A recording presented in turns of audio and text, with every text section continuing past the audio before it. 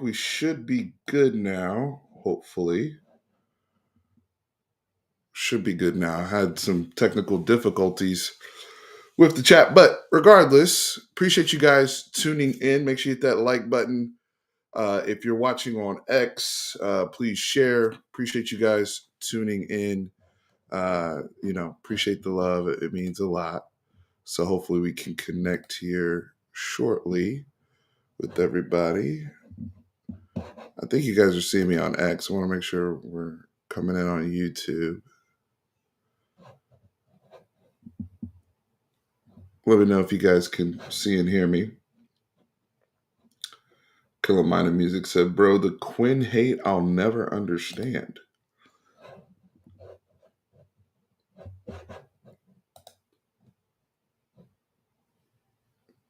Let's see.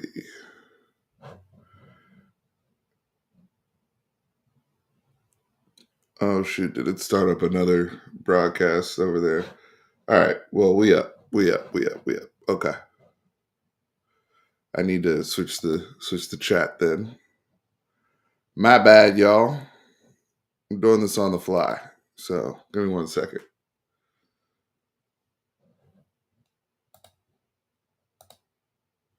It'll crash and stream. But we're back up.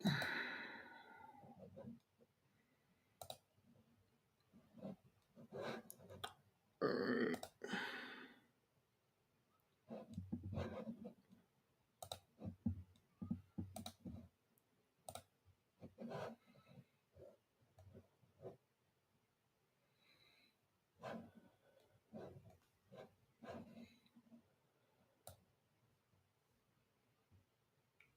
There we go. Okay. Sorry about that. I had to fix the stream. So anyway, appreciate you guys tuning in. Again, Steven here, Fanatic Perspective. So I have the draft sheet up here. Just first off, congratulations to everybody that got drafted over the last 3 days. I mean, just an unbelievable showing for our program. I think the recruiting measures of what this staff can do will speak for itself in terms of the communications that they'll have with future people coming into the program, both in prep recruiting as well as transfer portal, right? So just want to throw that out there, starting off, with the congratulatory stuff, because anytime you break the school record, especially a program like Texas, for the amount of people drafted, that is awesome. That's insane. That's awesome. So just couldn't be more excited and thrilled for this program. Now, I'm gonna just live with y'all here in the chat because everybody is jumped straight to Quinn, who was the last player selected, the one that put us over. Obviously, we'll start here since that's what y'all want to discuss, and I'll live there, right? But I think it was multiple factors that dropped Quinn. Obviously, I don't think any of us predicted that he would be a 7th round pick, right? Especially when you consider the raw numbers, the production, the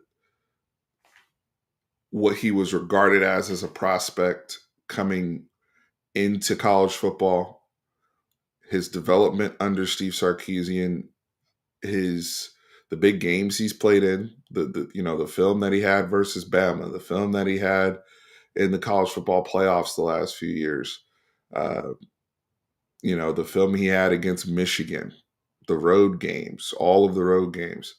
But I do think this. We know what Quinn was regarded at 16, 17 years old and what type of football player he was at South Lake Carroll. But when I say multiple factors dropped him, I do think a big factor wasn't just reliability for the future in terms of his medical. I honestly feel, looking at Quinn now as he's 22 years old essentially, I do think that there's some concern that some of the injuries that he has sustained really since his junior year of high school have kind of diminished some of his physical tools. That now I'm not getting that from anybody. I'm not this is just my Steve's eye and what I think that the NFL is seeing. Y'all remember last year he threw on Pro Day for Xavier Worthy and AD Mitchell and Jatavian Sanders and all those guys, Jordan Whittington, right? And we heard reports that the NFL guys that were there that day were gushing over Quinn. Juxtapose him throwing the football just a year ago at that Pro Day versus his own Pro Day with guys like Isaiah Bond, Matthew Golden, all the pass catchers we had this year, Gunnar Helm, and some of the challenges that he still had with the football and not having that zip downfield, not having that juice on the football downfield. Um, I do think that with the oblique injury, all the injuries that he suffered, he may have some diminished physical tools. Now we'll see long term. I do believe that the Miami Dolphins are an excellent fit for Quinn Ewers. They are an excellent fit for his skill set. Mike McDaniel was one of the coaches that was there at that pro day in 2024 that was gushing and goo goo gaga over Quinn. So it was not surprising that he was the one that took the flyer on Quinn yesterday in the 7th round. But we have to be honest. We have to be honest. The other aspect here is look at all these players here that are drafted and then look at the players that Quinn played with going back to his freshman year.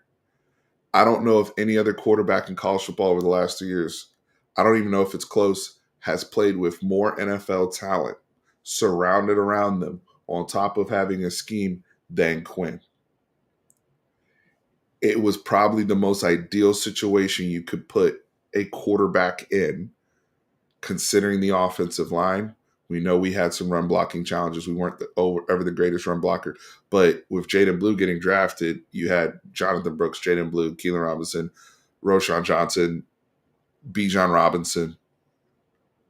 That's a lot of NFL talent. He played with 2 NFL tight ends, y'all. Jatavian Sanders, Gunnar Helm. He's playing with first-round pick receivers, Xavier Worthy, Matthew Golden. Isaiah Bond would have been drafted if not for the legal issues. AD Mitchell was a high second-round pick. And that doesn't even include people like Ryan Wingo, the people that are going to get drafted beyond. Like, when you look at all of the NFL talent, both his tackles got drafted. Cam Williams got drafted. Kelvin Banks got drafted. He had a center. Yes, Jake Majors wasn't drafted. He did sign with the Tampa Bay Buccaneers, but he had a center who was a 4 or 5 year starter, all conference center. I mean, and then and that's before we talk about Sark. That is, I don't know if you could put somebody in a more cush situation. Now, yes, Quinn, there are games where Quinn also helped deliver. Like, I'm not saying he was just completely carried by that cast of guys, but we got to be honest. When they were watching Matthew Golden's film, I said this in the pre-draft. They're wondering, hey, why is he having to adjust to the ball so much? Same thing with AD Mitchell. Who's throwing the ball? Like, why are these guys having to make these athletic catches? They're wide open. We have to be honest. So yes, he threw for 9,000 plus yards, 70 plus touchdowns when you add the passing and the rushing. Took care of the football, developed as in terms of football. Quinn developed. Quinn was a better player. He left here a better quarterback overall, especially with the intangibles, football IQ, than he was when he got here. No doubt about it. But when you add serious health concerns, a diminishing arm, and oh, by the way, we surrounded you with Infinity Stones. And yes, you guys got to the college football playoff. You guys got there twice.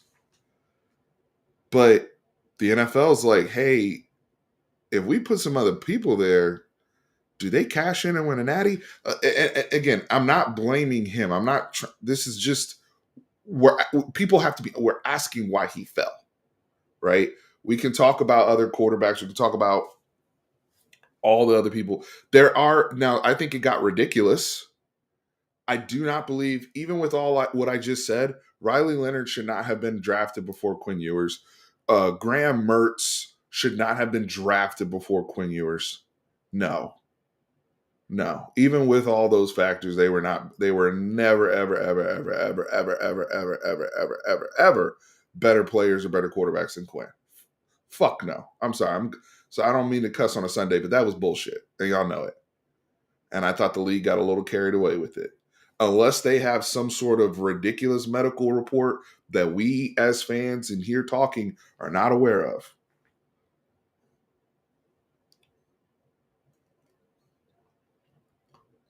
Are we sure Riley has better potential? Graham Mertz is coming off a torn ACL, Quentin. I hear you. I don't think those guys are better quarterbacks. I'm sorry. I'm sorry. Now, if you want to talk about potential, who was the kid? Cam Miller from North North Dakota State. He got drafted before Quinn. Okay. Oh, okay, bruh. Okay, bruh. Like if that's what we on, that's what we on.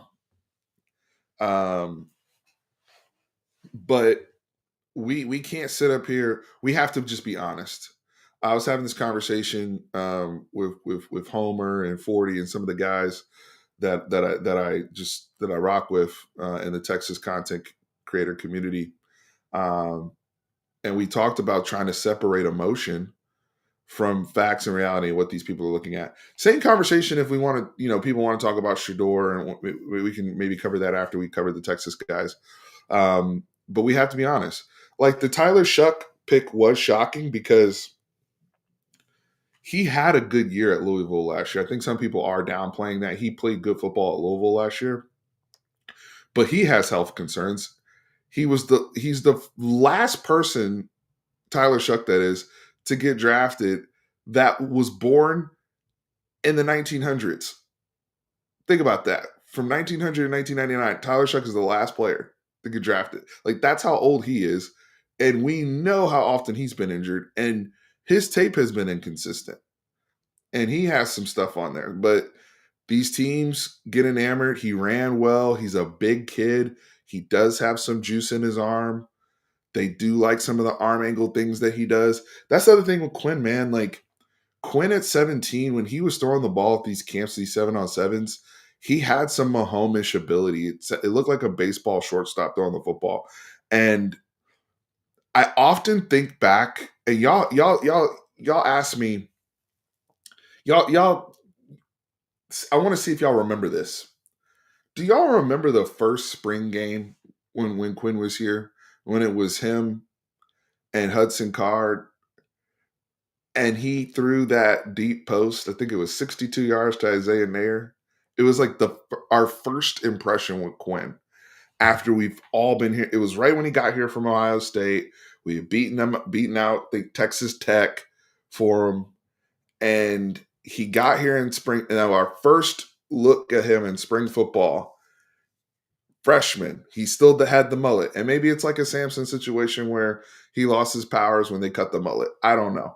But he threw that deep post to Isaiah Nair. And it looked like that. It was like exactly what we had been told.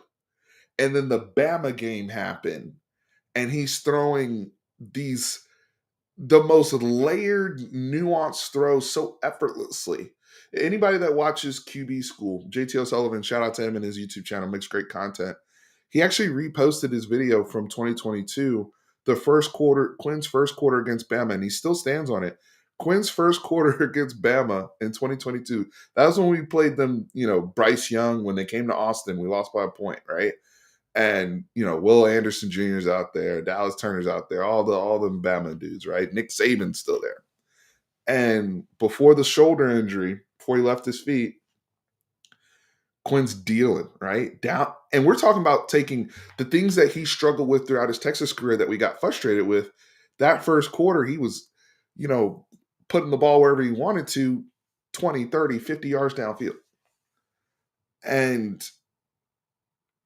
And then it became the rest of his Texas career, good quarterback, flashes, flashes of brilliance, but for the most part, he took care of the offense and was somebody that we trusted. Did those injuries, the Dallas Turner hit, right? The oblique injury against Michigan, the injuries that he missed, even when he missed time, his what redshirt sophomore season when Malik Murphy had to start. Did all of those injuries diminish his physical tools over time to where he is no longer the same physical thrower that he was as a 16, 17-year-old at 7-on-7s with the mullet?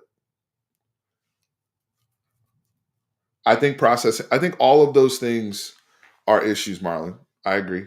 Processing. But I think when you combine all of those things, and then on top of that, let's also add this aspect, y'all, the mobility. He's never been the most mobile guy, even back then. But now our game has become that has to be almost a prerequisite in terms of just straight movement. If you think about it now, our Texas quarterbacks moving forward, Arch is very mobile. We know that. Um, when you look at the quarterbacks we've recruited post Arch, right? Uh, even our current backup right now, when you go to KJ Lacey, when you go to Dia Bell down the road, like all of these guys can move. They're not may not be dual threat. Even I mean Trey Owens. They have the ability to really really move and be dynamic in and out of the pocket. And I remember when Sark first got here. I think this is an evolution that Sark has even had as a coach of understanding. Hey, the way that the game has shifted, I have to always have an athletic quarterback. Remember, he was so adamant about I don't want my quarterbacks to run. The very first year he had Casey Thompson and Hudson Card, who were both athletic quarterbacks, both of them. But he was so reluctant to have any run game with them. Then he gets Quinn, who's a more traditional pocket passer. But even football, since Quentin brings up Mac Jones, that's how quickly football changes. Mac Jones in 2019 and 2020, you can live with that, especially if you have a souped up offensive line and the quarterback like Mac, he has to have elite processing ability to where he is consistently getting rid of the football and making the right decisions. If he does not have that particular Superman trait, then it's going to be tough. What's up, Will? Thanks for the super chat, man. Panthers fans didn't want Quinn Ewers and Nola. Hey, you guys got McMillan over there. It's interesting you said that because New Orleans fans will have been crashing out over the Tyler Shuck pick. Raise your hand if you saw the New Orleans fans spaces on Twitter, on social media, them crashing out over Tyler Shuck. They wanted either Shador, and then when that didn't happen later in the draft, they wanted. I know a lot of New Orleans fans did want prefer Quinn Ewers over Tyler Shuck, or at least something different. So yeah, they a lot of those New Orleans fans. Now, what I've also heard in the running joke is with New Orleans now is they will this Tyler Shuck is just going to help bless them the tank for Arch to bring Arch home. But I appreciate the super chat, Will. Thank you, sir. Thank you. Um, New Orleans fans got belief they didn't get. Yeah.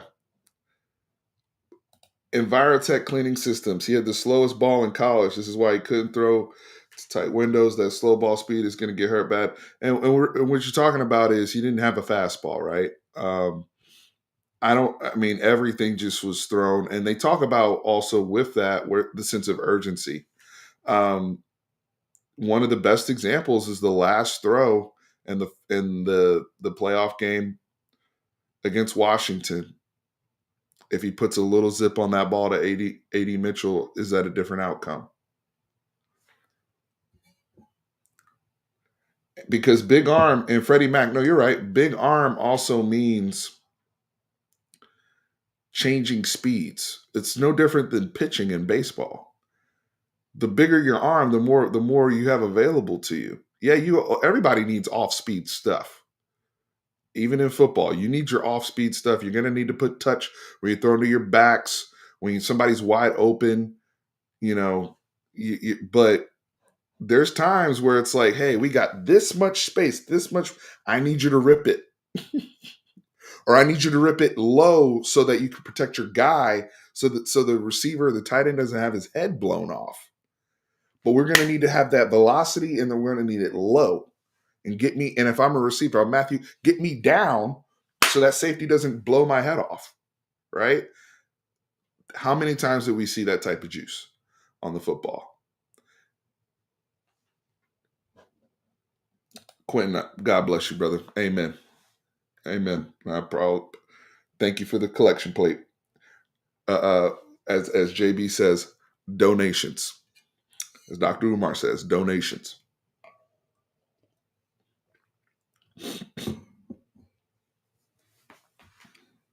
But we have to. Let me ask y'all this: while we're focused so heavily on the Quinn conversation, and it's a big conversation point in the Texas community. But of the Texas players drafted overall, whose situations do y'all really like? Um, I've had people that are NFL friends of mine's that are NFL fans asking me about various players. My buddy is a big Titans fan. He's asking me, "Hey, man, I want to learn about Gunnar Helm. How can he? Is he good? Can he help us? Blah blah blah."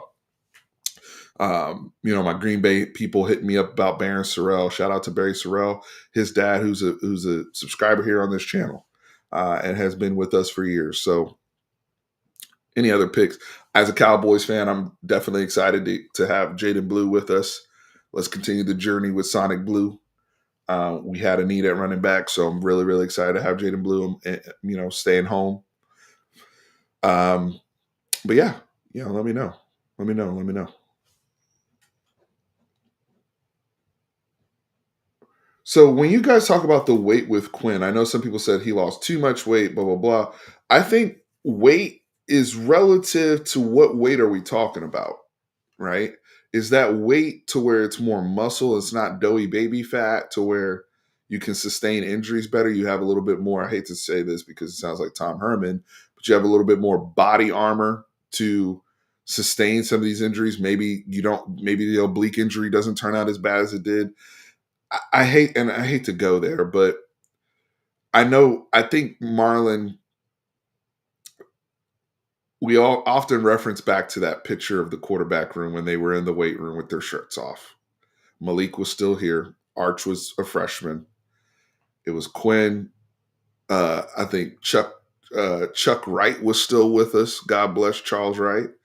The whole quarterback room had their shirts off, and it was just very noticeable how small Quinn's body was even then. And that was after a couple years being a college quarterback. It wasn't like this domineering presence. When you looked at Arch and you looked at Malik Murphy, they were big boys, man. So, when we talk about the weight thing now, look, I'm always going to be grateful for Quinn and what he did with this program, and especially consider the pressure and expectations he had to play with. I don't think y'all are giving him enough credit there. And I know there's also some conversation about, did Quinn ultimately make the right decision entering the draft? Should Quinn have considered going in the portal and playing somewhere else? I think he was a Texas boy through and through, and I think he was ready for the NFL in his mind, especially with the injuries. How much football do I have left? Because we also have to consider, hey, if I'm looking to get pension, if I want to get the clock ticking on my NFL contract, it's better to get going now. So these are all conversations, uh, that that are happening right now. Monday morning quarterback type stuff, right? Steven Henderson, I love the fit for Quinn in Miami. I agree.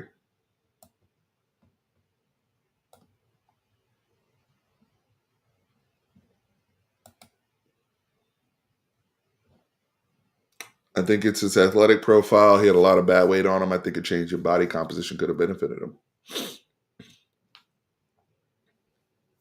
The one thing with Miami, though, in terms of processing, to Emmanuel's point here, um, their offense, a lot of this, especially some of the stuff that they do from a ball handling perspective, a lot of the misdirection.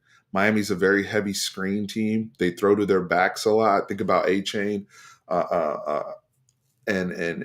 some of the stuff they do there, and or A Chain and Mostert's gone now, but they'll have what's his name, Wright from Tennessee a couple years ago now at running back.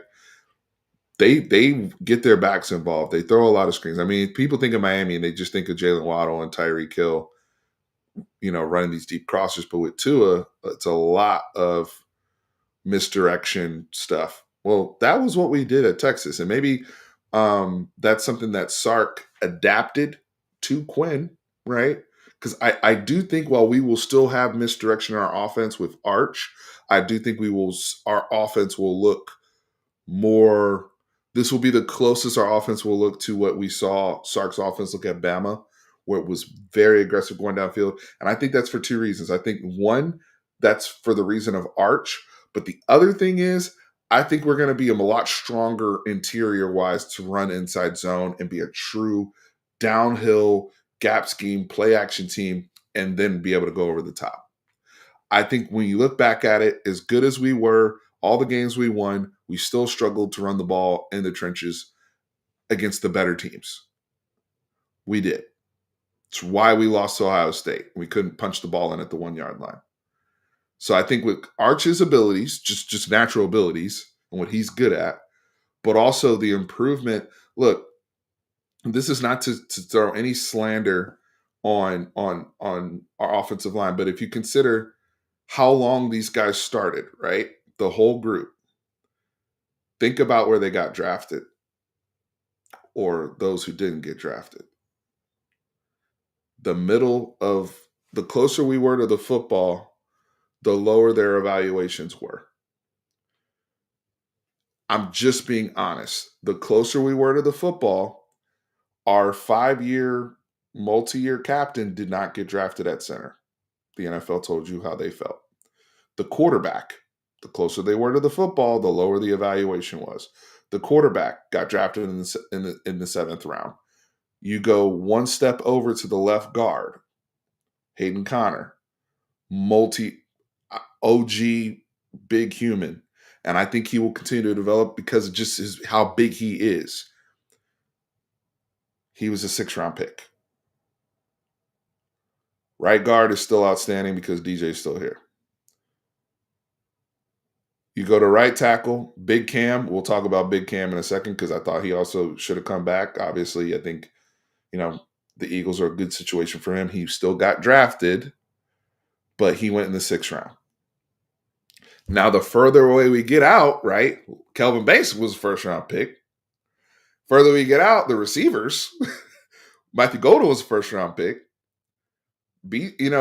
So I do think one of the things that this staff internally have been focusing on is because they had so much continuity and whatnot, it was hard to ever overtake them.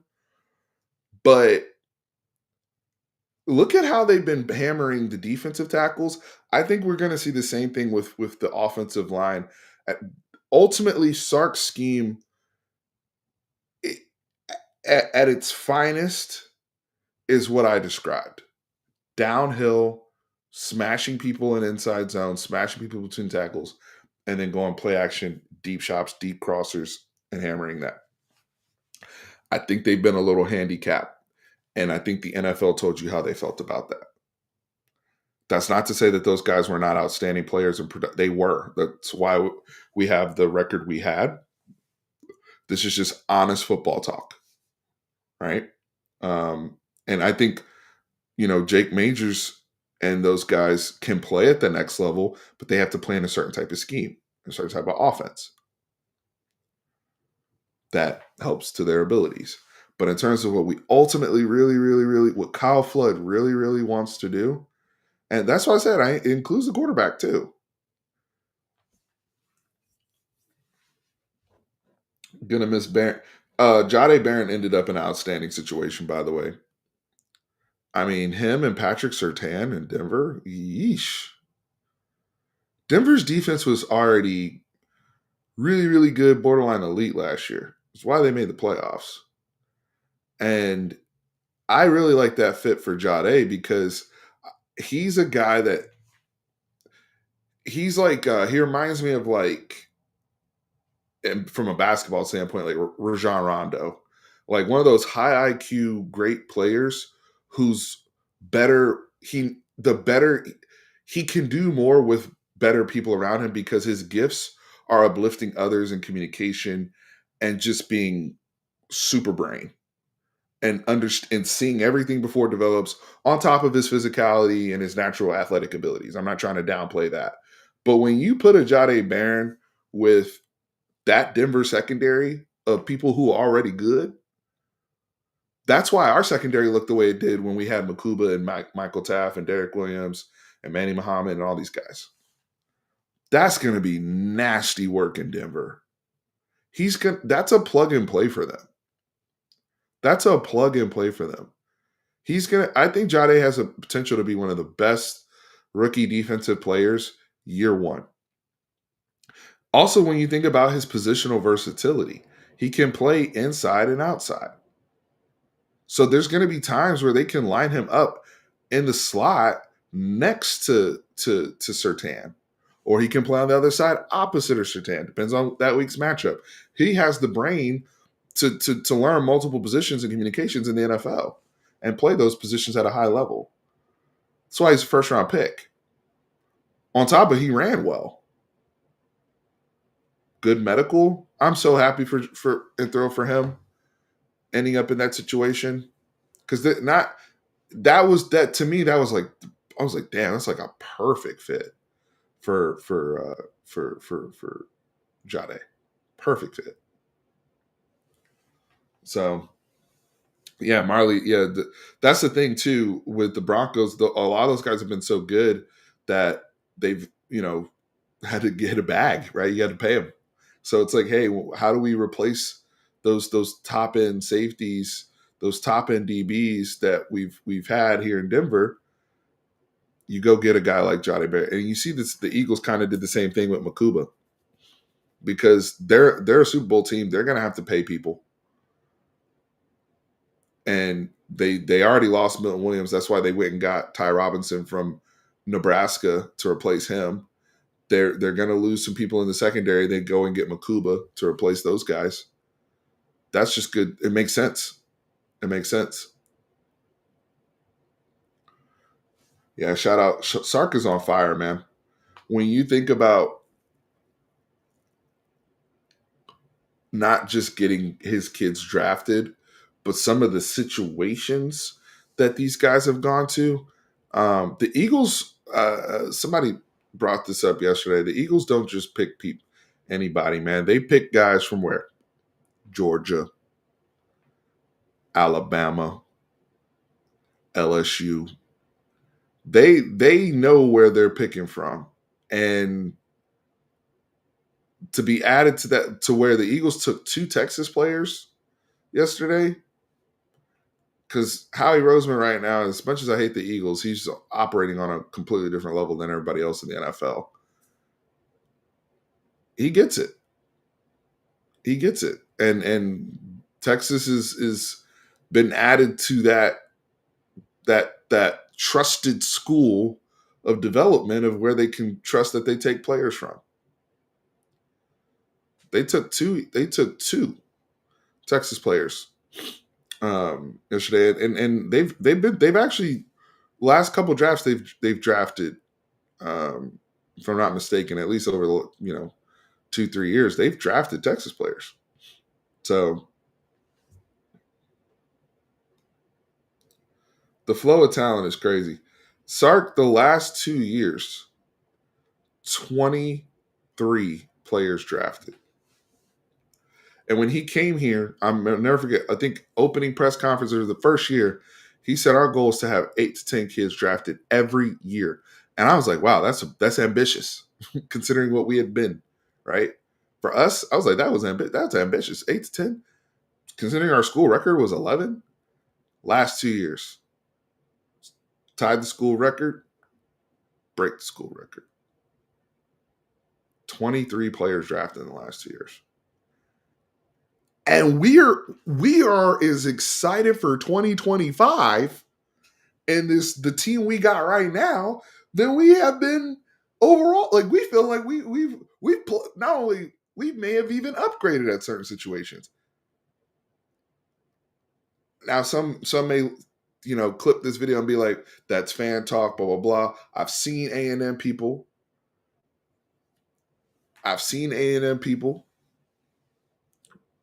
People like Billy Lucci saying there's no way Texas can reload twice like that. There's no way. I've seen it. Y'all have seen it too. People saying there's no way. They said it last year. There's no way they can get better losing Xavier Worthy and A.D. Mitchell and Jordan Whittington and Jatavian Sanders. There's no way they're going to be able to run it back again. What do? We ran it back. They're saying it again. There's no way they can lose Jade Barron, Makuba, Baron Sorrell, all these guys. But then you look at how we attack the portal, the prep guys that we have developing coming up, and our 2 deep right now. It's like some of these people. It's like, how are we going to get everybody playing? We have so much. That's the reality. That's what they've built. Sark is on fire. He was not playing when he said, I want 8 to 10 kids drafted every year. That means the party don't stop. But see, Billy Lucci makes that comment because if he admits that we're reloading like that every year, then that does put us in the conversation with the Georgias, the Alabamas, and the elite teams that are competing for championships, Ohio State. And we're there. We just have to have our breakthrough and win the Natty. But we're there. This roster has been reloaded over and over and over. The person that started before Cam Williams was also drafted, Christian Jones. Correct? We've already seen the guy that's going to replace Kelvin Banks play. We're excited about him. And he was a freshman when he played last year. People thought, we couldn't replace Jatavian Sanders. And then Gunnar Helm goes in there and he's one of the best tight ends in college football. Oh, and by the way, we have more young boys developing at tight end, and we added a freshman All-American from another school at tight end. Talk to me. I'll talk back. Like this is what this program has become in a relatively short period of time. You look, any school, that's a good stretch for Georgia, honestly. 23 players drafted in 2 years is a good stretch for anybody.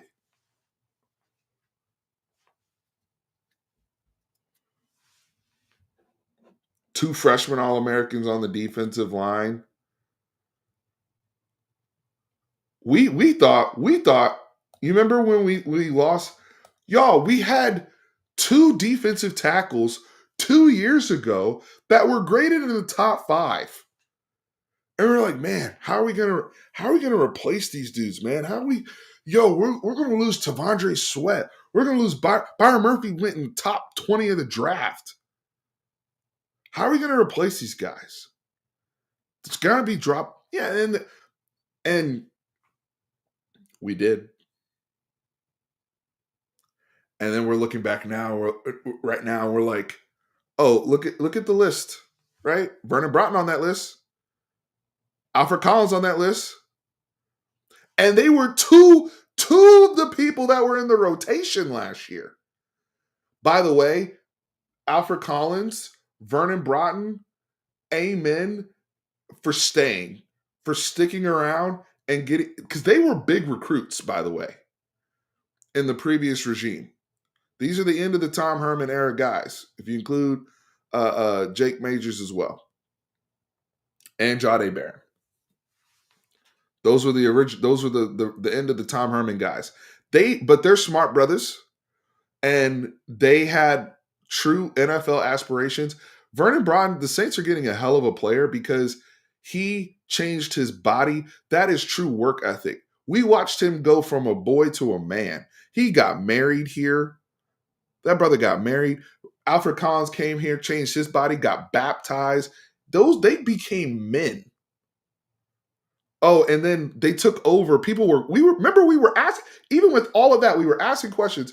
Yo, when Tavondre Sweat and Murph leave, what do we can Alfred and can Vernon hold it down? Oh, not only did they hold it down, they went and got the bag too.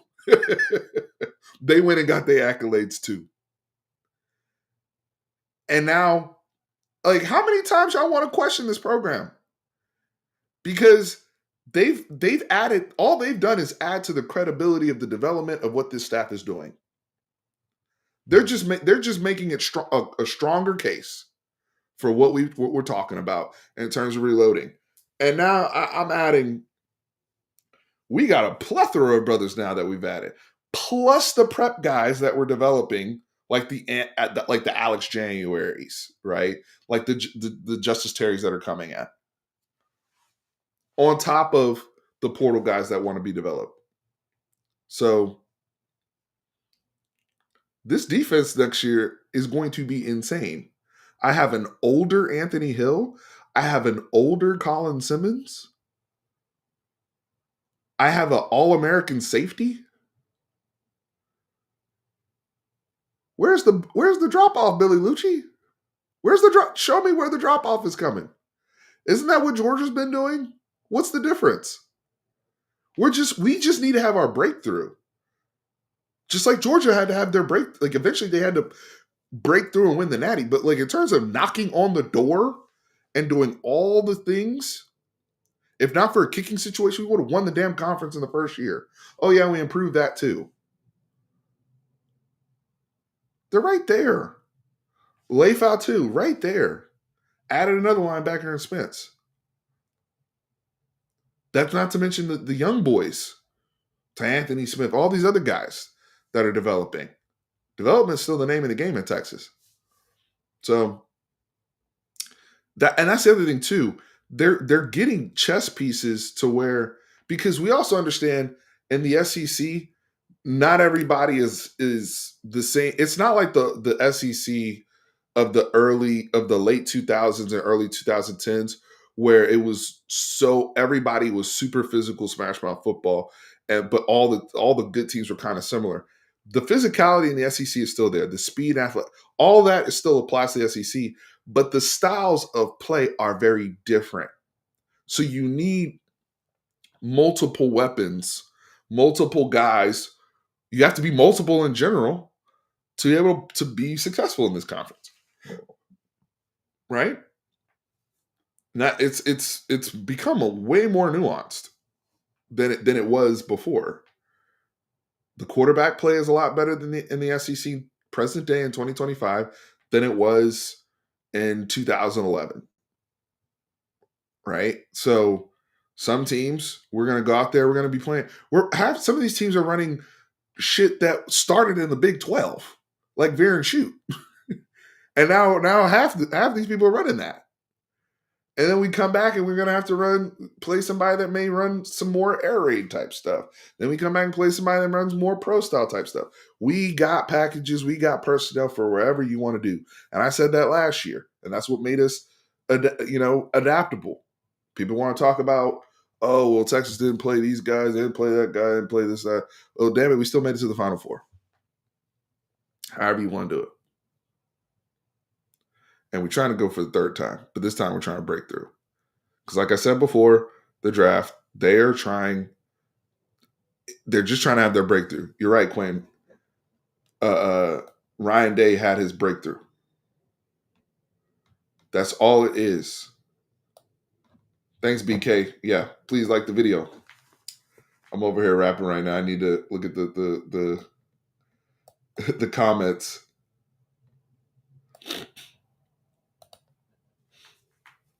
The development that we've seen here in this program is insane.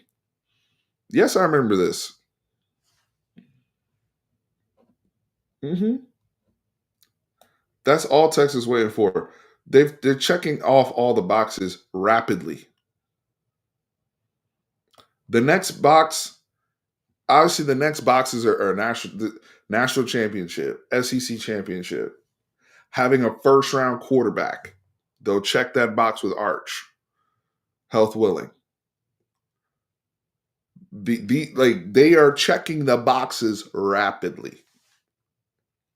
I mean, one of the reasons why I put this chart up here too is to show from a development standpoint what their ratings were when they came out of high school too, right? Like I think that's a win for Texas that Kelvin Banks Jr. came in here as a 5-star, as a top 15, 20 player in the country the year he got here. What was that, 2022? And in 3 years, he's a top 10 pick. He did not drop. He stayed where he was supposed to. You come in as a 5-star, you go out as a 5-star. Now, one may also say, hey, well, Steve, Quinn, again, was the number one overall, perfect everything. He went the 7th round. Is that on Texas? Blah, blah, blah. We discussed that earlier. That's a multitude of factors. And that player right now is not the same physical player he was at that age when he was evaluated. But the productivity was still there, still drafted. And we'll see. We'll see if he can regain that. But you look at guys like Gunnar Helm, guys like Baron Sorrell, those are 3-star guys. Look at their ratings. Those are program guys.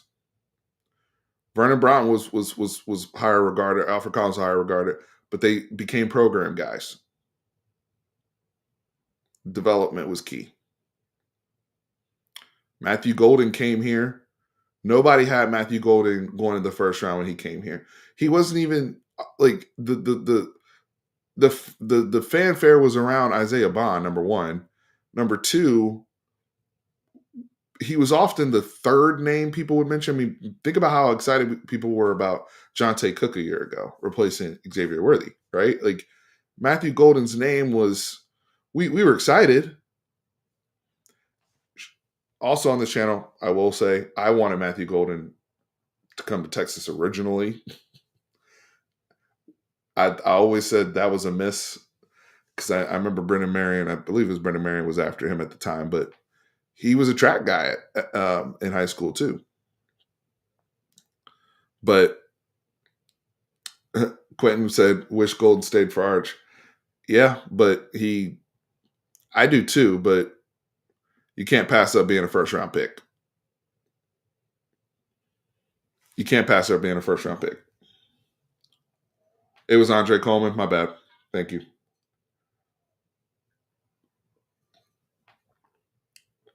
Thank you. What's up, Nate? What's up, Nate? How we doing, brother? I saw Mr. Wisner in here as well. What's up? What's up, Derek? See Trey rocking that five this year. Looking. The brother's looking strong. How about this for Trey? Let's get back-to-back 1,000-yard seasons. Let's add Trey to that picture that Rocky took with all them backs. Just development, man, across the board. Across the board. What do you think about Buddy from Stanford? Emmett Mosley. You know, there's a lot of talk about him potentially playing slot. Believe it or not.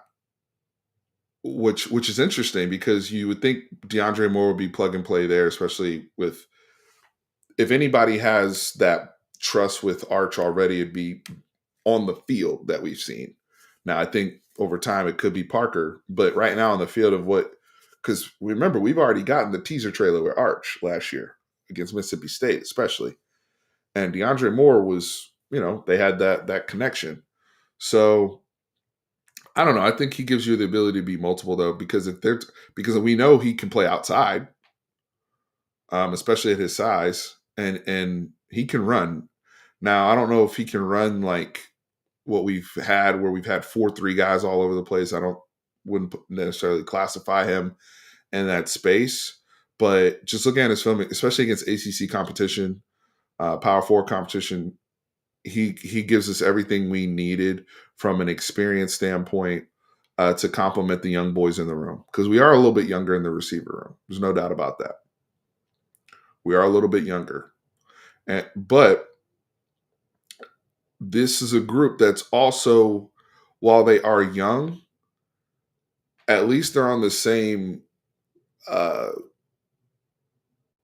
platform as the quarterback with Arch and his. Like, this is a group that has been working and throwing together. I think this summer, post spring, I've said it before, these boys are going to be in New Orleans at the Manning compound, just repping it like crazy. Especially considering the injuries that they had. They battled some adversity this spring, y'all. Ryan Wingo went down. DeAndre Moore's been nicked up.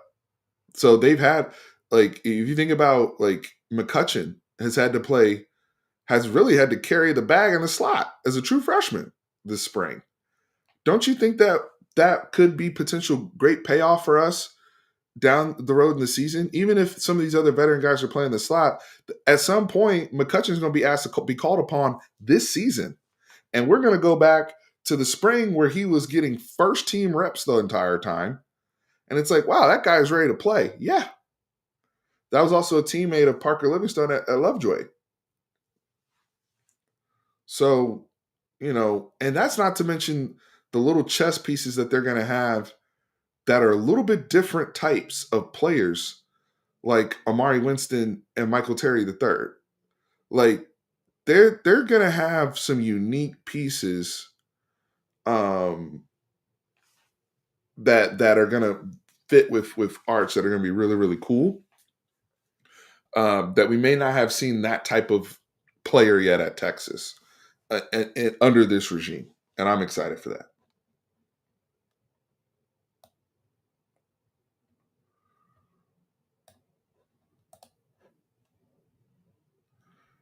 Unfortunately, Arch is going to be hated all over the nation if he is half as good as people think he could be. It's just the way of the world. Well, if they hate, then let them hate. Watch the money pile up. That's my mentality. We do not care. If they hate, then let them hate. Then watch the money pile up. Look, Shador Sanders. I'm just going to say this, and then I don't want to get. This is not a Shador conversation, but one of the things I liked with that young man was, as he was falling, everybody's talking about his names all over the place, he was unbothered. At least that was, and internally, yeah, you frustrated. But I'm not letting the haters see that. And when he got drafted, it was nothing but joy. Him and Shiloh were cutting it up as they always do on social media. Nothing changes. We will remain stoked. So Arch, same thing. Being in the spotlight, people already know who you are. It does not. We are unbothered. We are. They hated on Arch out of high school. We've been dealing with this. We have been dealing with this. And here's the thing, and this is I said this with Shador, and I'm gonna say this with Arch. The same way that they will hate on you because of your name, they will also try to make money off you when you start balling because of your name. It goes both ways. All the people when people want to say, well, he's just getting boosted up because he's a Manning. He's just getting boosted up because he's this, he's that. But the moment he starts looking like a Manning, they be the same people that want to post content, that want to push everything out there. That they'll be the same people that will be on the streets panhandling and selling jerseys with Manning on it to make money off of them. It's no different. Look, the same way that people in the NFL may be hating on Shador and all this type of stuff, if he goes and does anything in the NFL, You don't think that they're going to be pushing him in every freaking commercial and trying to make money off of it? Oh wow, it's no different. The switch up is crazy. That's why one of the things Shador said yesterday, he's like, "Why should I be mad? This is what we expect."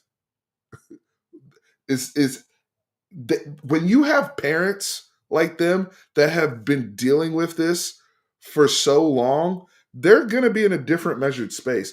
And they don't have the pressure of having to go get the first house for mom and dad either. This is for the love of the game. For Arch, it's for the love of the game. He's at Texas because he loves Texas. The boy talks about all the time. I have friends that are not on the football team. I legit like being here. I'm here for the love of it. So the same people, I don't care if they hate. It's this the same people that hate were the same people that would give their firstborn to have Arch play for their favorite school. We are blessed. We are blessed. Okay, so and by the way, today's Arch's birthday. He turned 20 years old today. He's turned Arch Manning. Happy birthday, Arch. Don't let these people if I were to go into a coma and I woke up and I see just hate, that means he was balling. That means he was giving him something to hate about. So it is what it is. And that's regardless of how you feel about somebody. You may think that, hey, I see somebody saying, oh, Shador Tate wasn't that great or who. It doesn't matter. What I'm saying is the temperament and how you deal with that, how you deal with the noise, right? How you deal with when things aren't going your way, how you deal with adversity. I keep saying this all the time.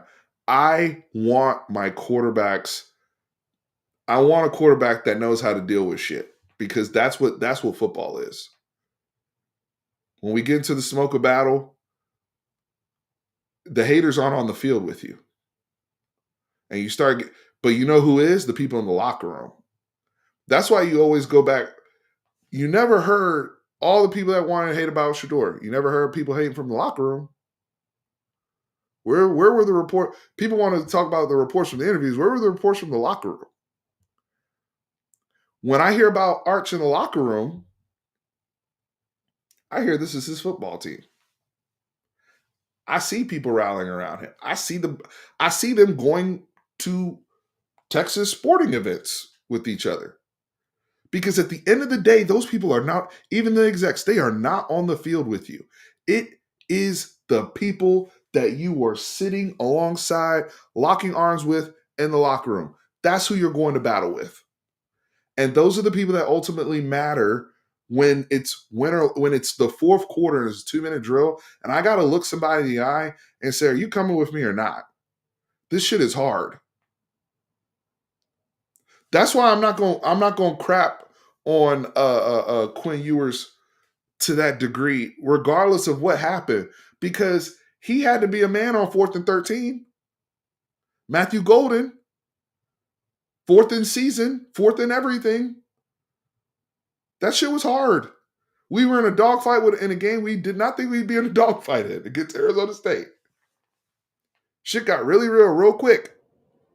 Scatterboo's running, going crazy like he was Bane. We didn't know what to do.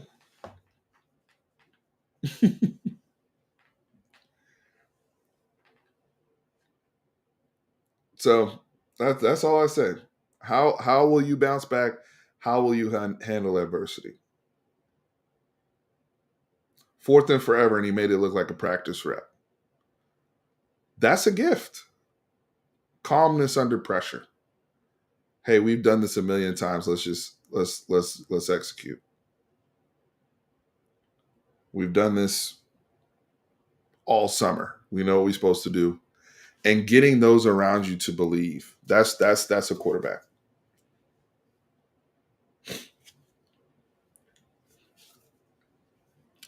Yeah, Shador's going to have to answer that question without Dion for sure. But I also recall people saying Shador was going to struggle at the D1 level and it wasn't going to be like it was when he was at Jackson State. And people got pissed off when he said, "I'm a ball out in D1 just like I did it," and people thought he was arrogant and all that type of shit. And he went and put up 500 on TCU, and shit flipped real quick. That TCU team that was coming off the national championship game. But y'all see, people don't even bring that up. When they went from Jackson State to Colorado, they were talking shit then. They were talking shit. And people got mad and were like, man, when they get D1, they're gonna get humbled. He's not gonna get away with that. He's not gonna put up the same numbers. He won't put up the same numbers. So when you're used to going, you have to self-belief. And when you're trained by people that were greats and people that understand that, Arch Manning has Eli Manning in his camp. You don't think that Eli Manning has heard every single negative thing known to man playing in New York in that media market for that franchise? And Arch has talked about this. If you watch Arch's interviews, he's talked about, yo, you would not, like with my uncle, you would not know if he threw 4 picks or 4 touchdowns. You would never know. You would never know. Yeah, that TCU team wasn't what ended up not being very good. But the point is, people said he couldn't compete at the D1 level. That's not the point. We see. I love when people do that. You go and prove somebody wrong, and then you move the goalpost. And say, well, they weren't that good. No. At that time, when that game started, people were saying he could not compete at that level, or he was going to struggle at that level. No one had that brother coming out throwing for 500 yards in the first game. Let's not do that. Let's report. Yeah, because that's the thing, and that's what, because I'm already seeing that with Arch. It's very interesting because Arch played an SEC game, and now people are like, it was Mississippi State, bro. They're ass. They didn't do anything, and I'm like, okay, why didn't everybody else throw for 300 something yards against Mississippi State? From what I recall, Arch had the best numbers against Mississippi State of every SEC quarterback that played against them. Why does the rest of y'all light them up? I'm not saying y'all didn't beat them, but I saw people on the struggle bus against that same Mississippi State defense. I saw it.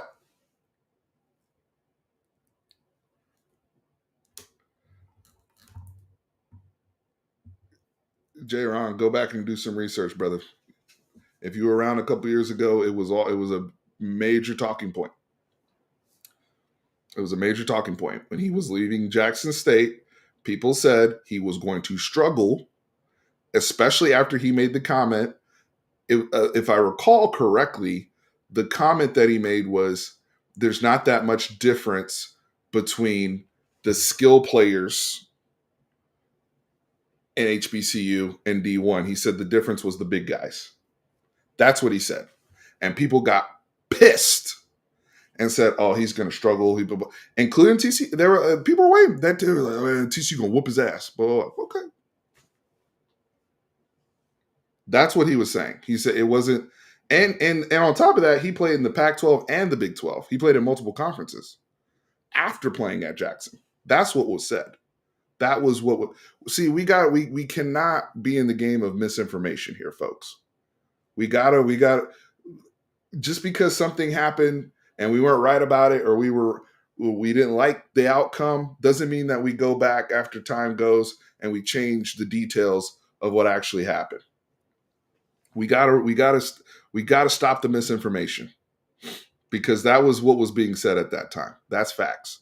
Now, that's also why that's a big reason why I have this platform, is to reiterate those things. Because people will try to switch up on Arch, right? No, these were media things. This is not people said. Go. Are you plugged? You may not be plugged in. This is not random fan talk. The whole chat telling you the same thing. This is not random fan talk.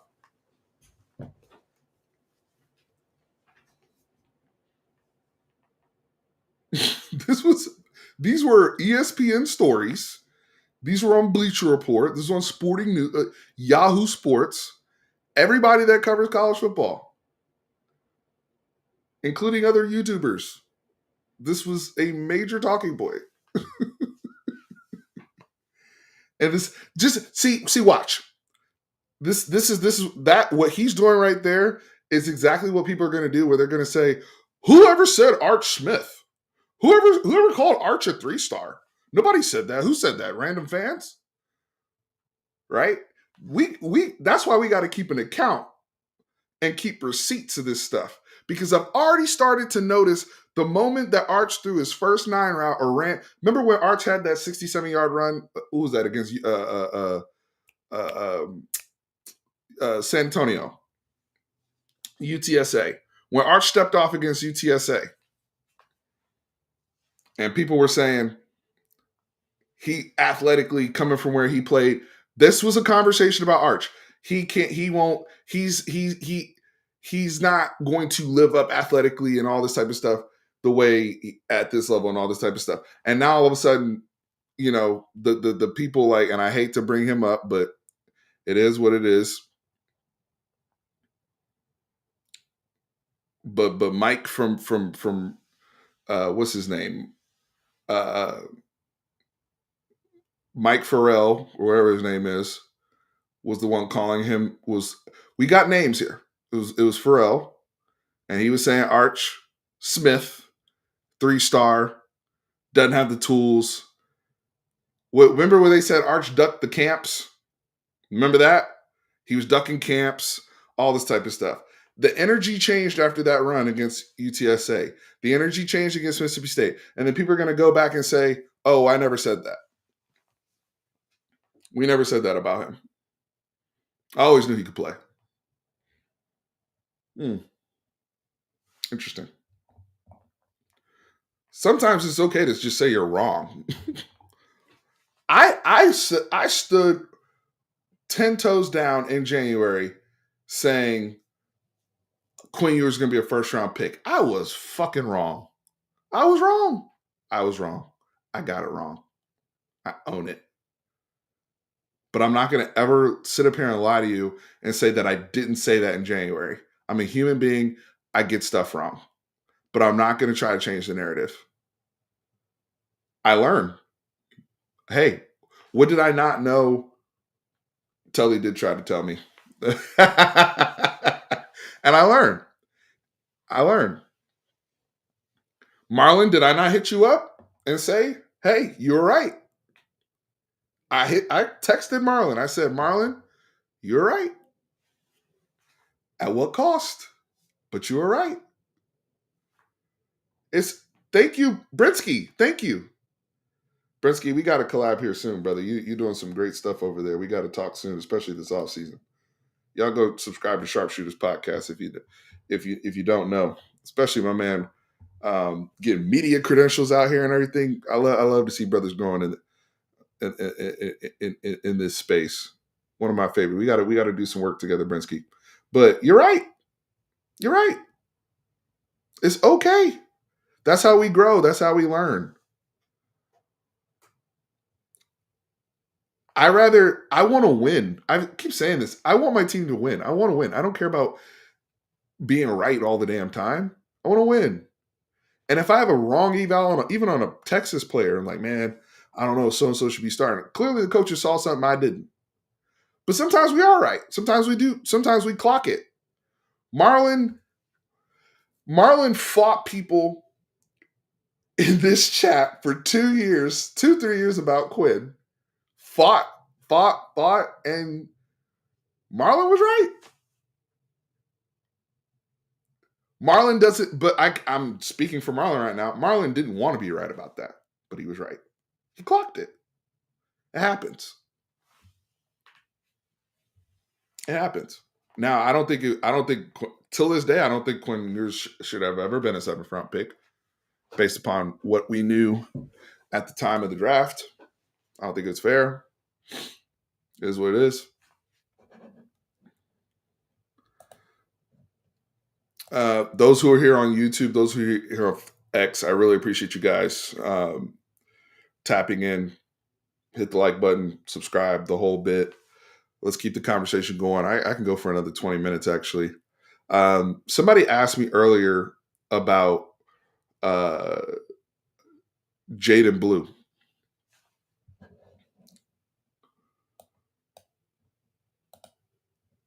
Also, Brinsky, I want to hear your thoughts, and you'll probably do it on your show today. Uh, just, how you think Jalen Milroe is going to do in Seattle. I thought that was a very interesting pick, and I liked what Nick had to say. I made sure that I was on Nick Saban when Milroe got picked to Seattle, so I want to hear your thoughts on that. But Jaden Blue to the Cowboys. We pair him with Maffa from Clemson, the big back. So Blue is always going to be a timeshare type guy. Also with his receiving abilities, he's not just squarely a traditional running back, but he's also perfect timing, Ike. He's also a guy that can line up in the slot. Can obviously we spam the hell out of wheel routes on Blue in the backfield in big games, right? His catching ability, natural. And then when he's healthy, really his health this past season, this past 2024 season, Jaden Blue was really banged up the entire time. Marlon, I think it was you. It was you and I'm pretty sure it was you and somebody else that kept asking about Blue doesn't look as fast as he did in 2023. The end of 2023, he looked like he was just. I think a lot of it did have to do with some injury things, some knick-knack things, but the explosiveness was there in the playoffs. Ask Clemson if he was fast, right? So that we needed some juice in the backfield for the Cowboys, 100%. Because if you look at even the guys we have right now, Javonte Williams, Miles Sanders, who's not what he once was when he was Penn State, and now you're bringing in, him, Maffa, Deuce Vaughn's a different type of guy. Like Jaden Blue, especially in the 5th round, hell yeah, 5th round, let's get it. The biggest thing is going to be ball security. Texas Rock sitting on the head, and it's not just the fun; it's the careless. It's one thing like when you look at Ashton Genty, some of his fumbles were like him trying to be a rock star. He's already broken 8 tackles and he's trying to truck 3 or 4 more people, right? That's different. Okay. But Jaden Blue will be on a casual 4-yard run and then and I'd love to talk to him about it, honestly, because I think it's something that if he could get cleaned up, he could be a really, really good football player. A really, really good football player. And that's also another reason why Trey Wisner really, really ascended for us because of that trust, of that, hey, he's not going to try to do too much or he's going to, just have more urgency with the football in his hands. So hopefully that's a learning experience for Jaden. But for him, all things considered, even coming out of high school, some of the drama that was there, still ended up as a 5th-round pick for us. And had a really big. I mean, think about he had 2 touchdowns in the Ohio State game in the Cotton Bowl. He had that big big touchdown in the A&M game. He was big for us last year, the year before, when Jonathan Brooks went down and him and CJ Baxter had to take over and handle the load going in even into the playoff games. Jaden Blue was, made that catch on the sideline against Washington to keep us alive, keep the season alive. Remember that? Like, this guy is a big game guy too. there's value there, a lot of value there. So I think his best football is ahead of him. And you can't say that for all these guys. I mean, everybody, just because they're young doesn't mean their best football is ahead of them. I do think that for Jaden, his best football is ahead of him, but he will have to solve and handle um, the, the fumbling issue. Definitely a good release valve for Dak and being used in a practical manner, right? The Cowboys' theme is physicality. It's been very obvious. They want to hammer people. That's the way they drafted. I have no problem with it. Um, so, but having that counter of speed is necessary. That's why them drafting Mafa was perfect. If they'd only drafted Jaden Blue, then it wouldn't make much sense. But because they drafted Jaden Blue to fill his role and have more of a committee type situation, I'm cool with it. I think that's a good fit for him. Um, Playing with a good quarterback like Dak, somebody that can get the ball to him out the backfield. These quarterbacks, especially the older they get and they're looking, not to run around as much and just get the ball out sometimes quickly in space, he can fulfill that. We really missed, I think about a guy like a Tony Pollard. We really missed Tony Pollard last year when he left us to go to Tennessee. And think about the role that Tony Pollard had opposite of Ezekiel Elliott and how we used Tony Pollard in the pass game as well as the run game. That's something that if Jaden Blue can clean up those things, that's the role I envision for him is one of like a Tony Pollard.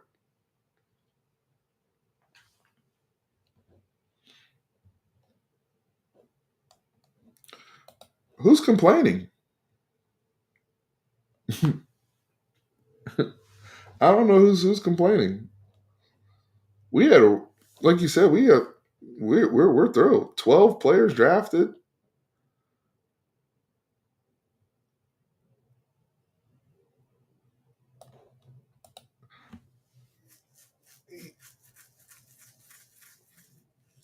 And I agree with this. I said this earlier, David. You're absolutely right. There's some people picked that I think we're gonna have some head scratching conversations down the road. Quentin, is that official? I'm glad. Hey, by the way, I'm glad. He's just back on the road and at least. Um, Prediction. Okay. Well, I'm glad he's back and taking visits. I want the best for Jonte. I don't want people out here crashing out and going nuts, and you never hear from him again.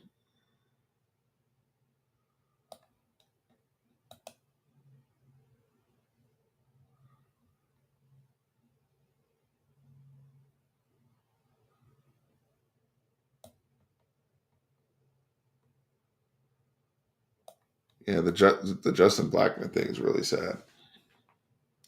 That's just sad. Those of you who remember Justin Blackman at Oklahoma State, he was a different type of problem. He was up there with Crabtree to me. He was up there with Crabtree, and he was up there with Dez. If y'all remember that early, I would say that time period between 2008 to 2012, some of the receivers we saw in the Big 12. I'm not even going to include Josh Gordon because he had a cup of coffee at Baylor, but the people that really, really played there, um, Blackman, Dez, Crabtree, they were animals, absolute savages. I mean, these guys on a weekly basis, 12 catches, a buck 52 touchdowns, and a highlight where they just absolutely freak somebody.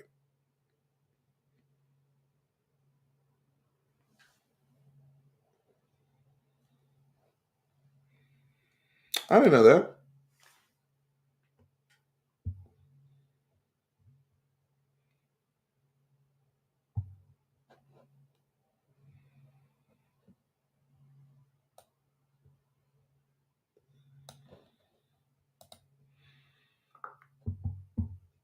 He's in our prayers, Cook.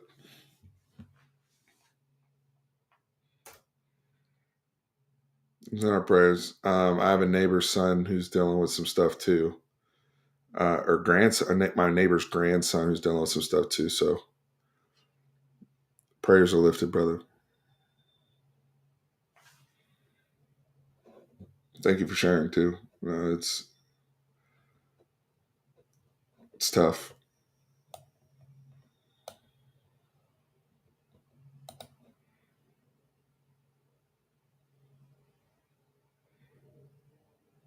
And it's a lifelong battle too. It's not doesn't go away, but it can get easier if you can get the right support system to help. Um, and use the tools that they tell you to use around you, but it's difficult.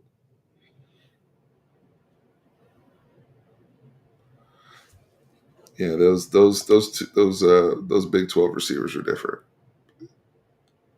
Different.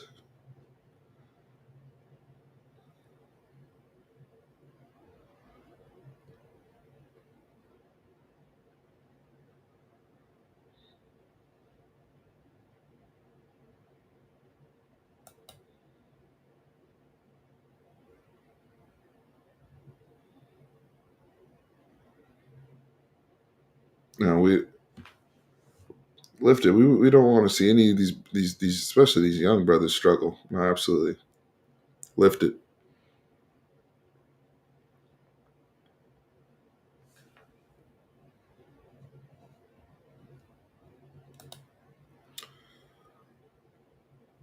I do want to. So I didn't. I'm trying to think who else I haven't talked about yet.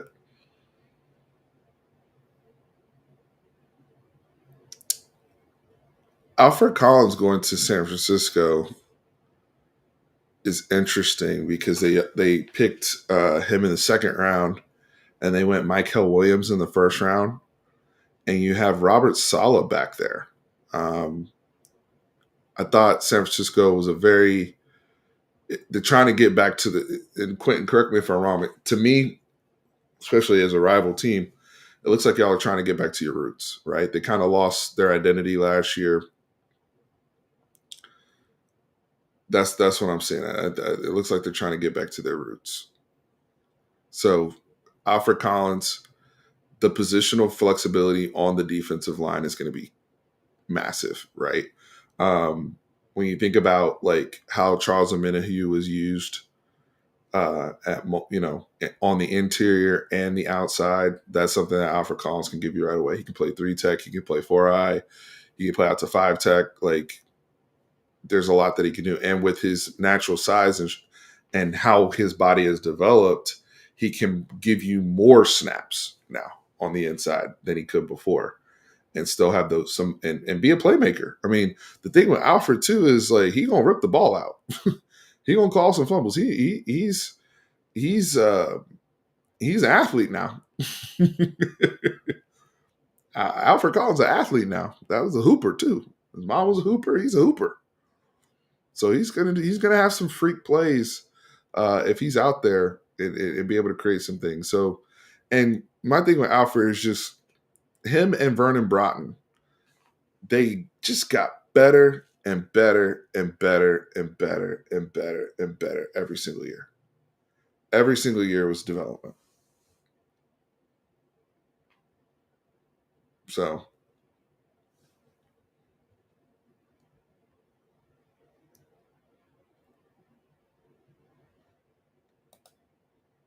multiple Pro Bowls is saying a lot, but I mean, I think he can be a really productive player.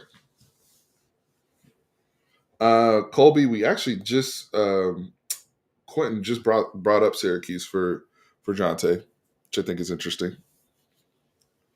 Just brought that up.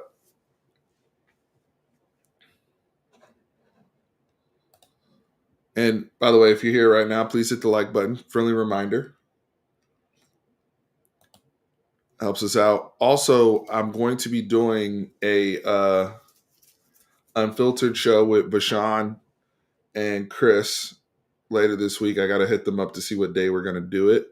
But we're going to continue to talk and also talk about spring ball, current roster, more draft, same stuff. Just barbershop talk with y'all, right? Talking ball, checking in, latest storylines, but just having those conversations. So we will have them on later this week, and once I get that scheduled, I'll get that out there. I know I need to do a better job of alerting you guys uh, when these things are happening, and get brothers can be a little disorganized sometimes, so I need to do a better job of that. Quentin, you're too kind, brother. I love you, man, and I appreciate it. So thank you. You are too kind, sir.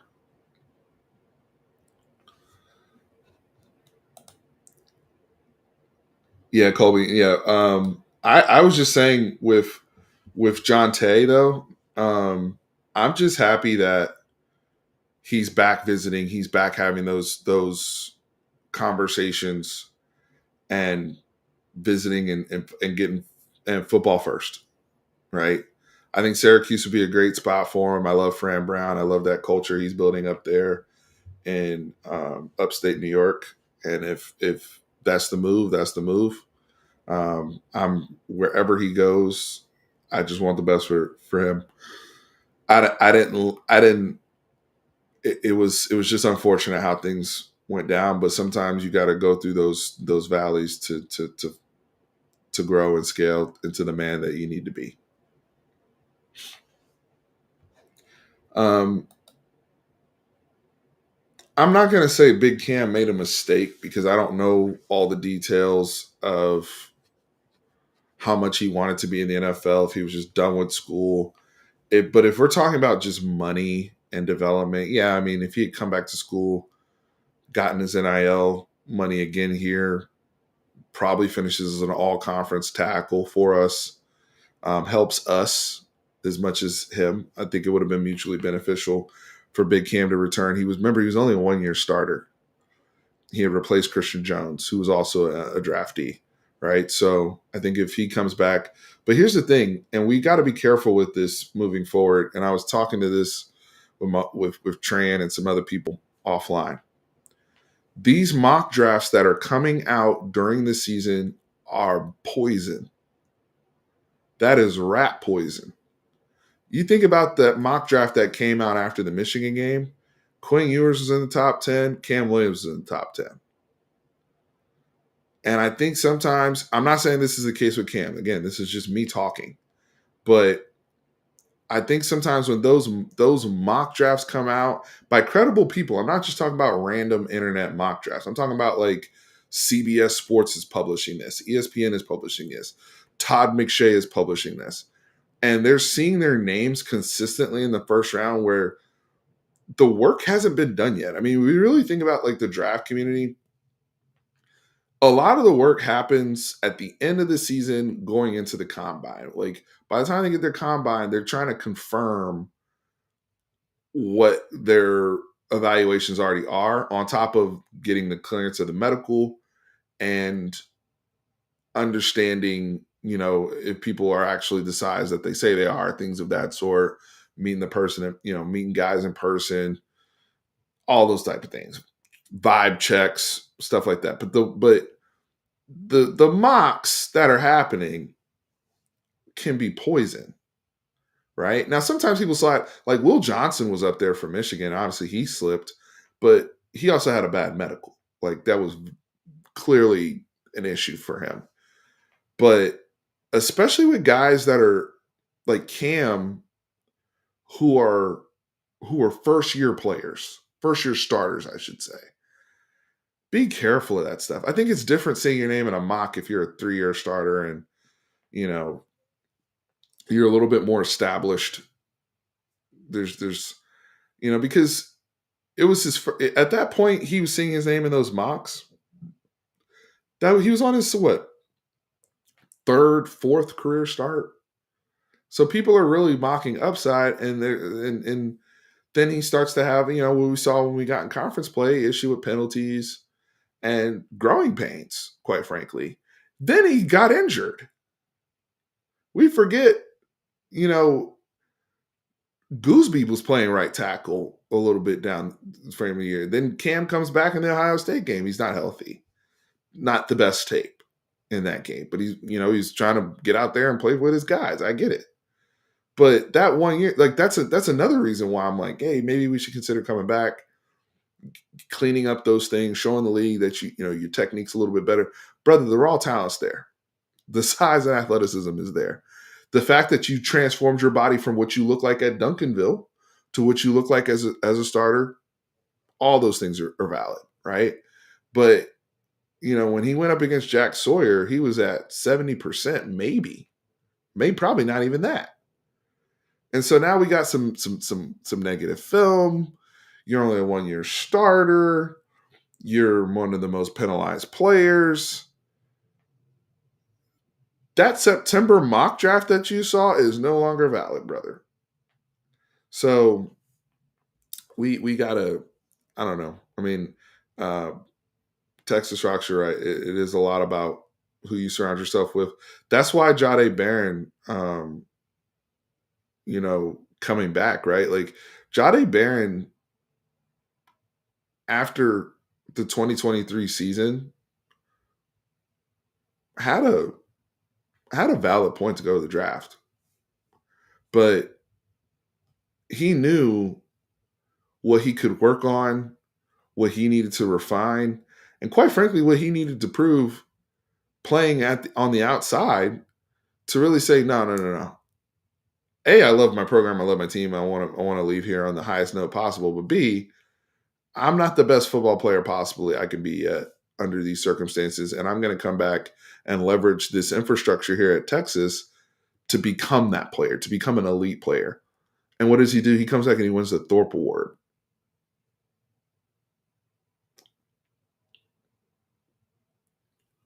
So it's just having that awareness. I think Jahdae Barron, one thing I would say about this, I don't know him personally, but I know Tran knows his older brother, and Tran and they actually sat next to, and he was like, his older brother was on his ass. Jade's, and that is important to have in your life. He's like, man, he got people in his life that are real with him, that are pushing him, that are not like, yeah, they have that positive reinforcement. Kershaw, we love you, the greatest brother ever, philanthropist, blah blah blah. You do everything in the community, but hey, Negro, we need to see you play some corner first before you go to the league. Like that's how they talk to, like, and so there's the accountability there. There's a push there. There's okay, I can be better. Not everybody has that support system around them if they're not fully leaning on the coaches. That's just the reality. And that goes for every player program. That's not exclusive to Texas, by the way. Like, sometimes people gotta be real with you. Somebody had to be real with even Vernon Broughton and Alfred Collins to say, hey, going into the portal, is that really the best move for you? Or is staying here the best move for you? Is fighting through this and showing, and those are conversations you gotta have. Quentin, we talk about it all the time. We need fathers in the home, right? No disrespect. That's all we saying. We're just saying we gotta have fathers in the home. That's how we start getting out of alignment. Delusion starts to creep in. The devil starts to creep in. Confusion. You got, but I look. But all things considered, and this is, Cam Williams still got drafted. The Eagles is probably the ideal fit for him and his development, considering what type of tackles they like, how they play football, bully mentality. Perfect fit. And they'll refine him. They'll coach him up. He's going to be in the same room as guys like Lane Johnson, right? The Mailatas of the world, real good players, Super Bowl champs. They've earned it. So that's obviously a very good situation for him. Hayden Connor going to Arizona. Arizona actually had a very underrated offensive line last year. The Cowboys did steal their coach, but with Hayden, it's going to be, can you be a run blocking guard in this league? We know he can pass protect. His we know, um, and he may have some positional versatility to play center too.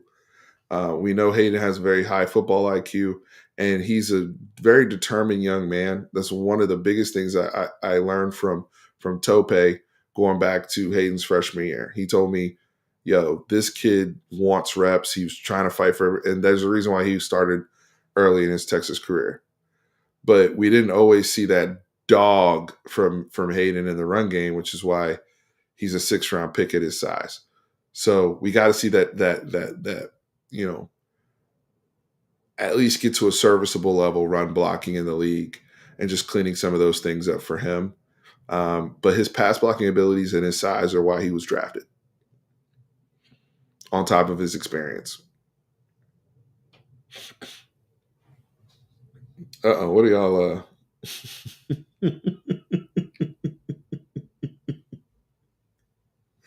Y'all, I love the chat, man. I love the chat. Well, I'm gonna go ahead and get up out of here. I need to get some lunch and get about my day. But like I said, I will get connected with the boys at Unfiltered so we can get the date down for our next our next live, and then more content coming out just in general as we unpack the draft, unpack post spring.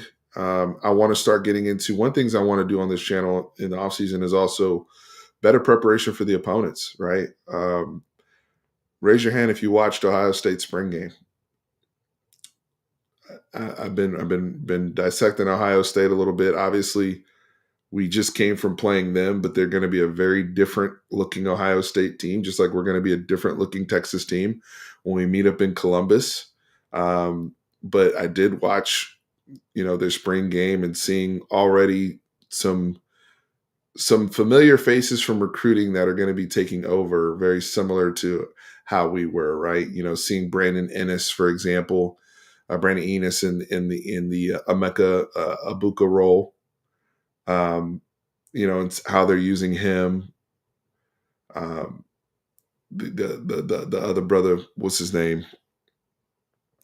It escapes me right now, but Carnell Tate is another one who we saw who will have an expanded role, who they were using a little bit more dynamically, who was also a big recruit for Ohio State, and then the West Virginia running back that's over there that's coming in. So,